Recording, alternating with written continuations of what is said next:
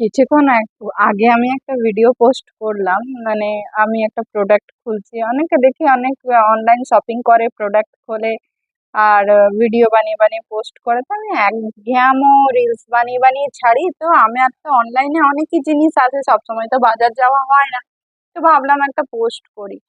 তো ওই পার্সেলটা ওপেন করতে করতে আমি পোস্ট করলাম। লাস্টে আমি বললাম সারাদিনে আর কি আমার 30-40টা পার্সেল এসছে, কিন্তু না, ওটা আমি আমি না যখনই ভিডিও করতে বসি আমি এত ঘাবড়ে যাই।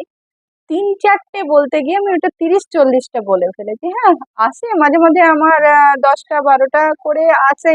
মানে আমি ঘরে থাকি না, ঘুরে যায়, ওগুলো জমা করে করে ওরা যেহেতু চিনে গেছে একবারে দিয়ে যায়।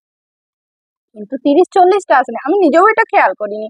আমার দাদার মেয়েটা হঠাৎ ফোন করে বললো, মাসি তুমি পিসি তুমি 30-40টা কি পার্সেল অর্ডার করলে, কি এত এসছে? আমি বললাম, ঠিক তো, আমি তো 30-40টা অর্ডার করিনি, 30-40টা আসেনি।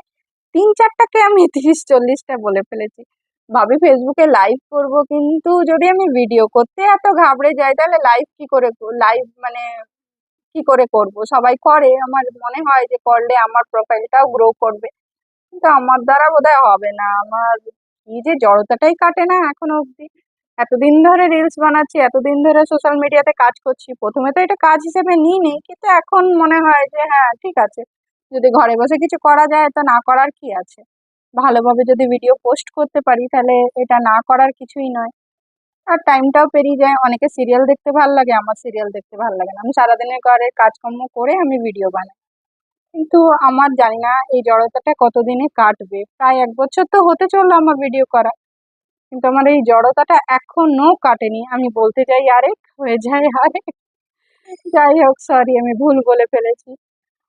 আমার মনে হলো যে এটা একটু ক্লিয়ার করা উচিত, আমার নিজেরও একটু কনফিডেন্সটা বাড়বে।